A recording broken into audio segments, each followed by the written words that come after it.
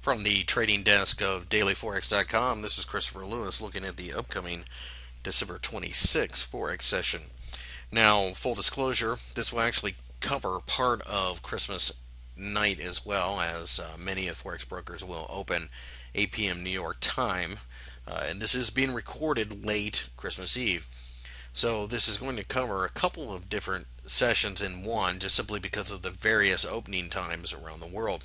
But I did see something in the charts after the Monday session which was interesting, and as such I figured it was time to make a video about it. You can see that Wednesday and Thursday of last week we saw shooting star and a failure at the 133 handle. Interestingly enough, that is a fairly weak signal, but I had put in the previous videos about how I thought the 131.50 level was going to offer support. And it has offered support so far, but essentially what this is starting to shape up as is a 50 pip support level. And at the bottom of that, I see the 131 handle. And essentially with this Monday candle, granted, low volume, holiday trading, but what I found interesting was nobody was willing to hang on to the bullish euro position at the end of the day. This resulted in the third shooting star out of 4 days. That's a little difficult to ignore. So, having said that, sub 131, I believe that we race back down to the 129 handle in probably fairly short order.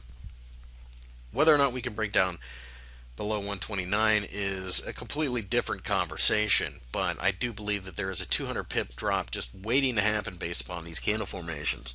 Alternately, though, the fact that we have formed so many shooting stars does suggest that if we move higher, it will be a very strong signal to go long. I personally believe that a lot of the difficulty in assessing a clear move is simply because of the U.S.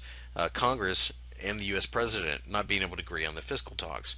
Fiscal talk headlines will continue to move the markets, and as such, if we get some type of agreement, we should go higher because this is a risk-on currency pair.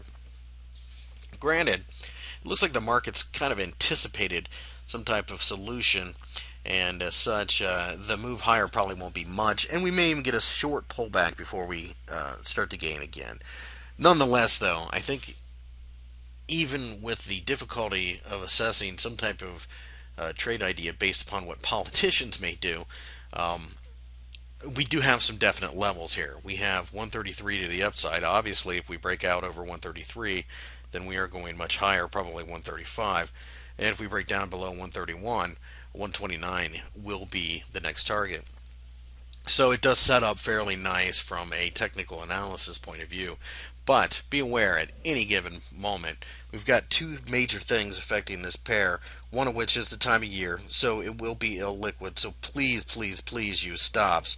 And secondly, we could get a headline announcement of something good or bad that sends this pair screaming in one direction or the other. And the fact that it will be low volume will only exacerbate that potential.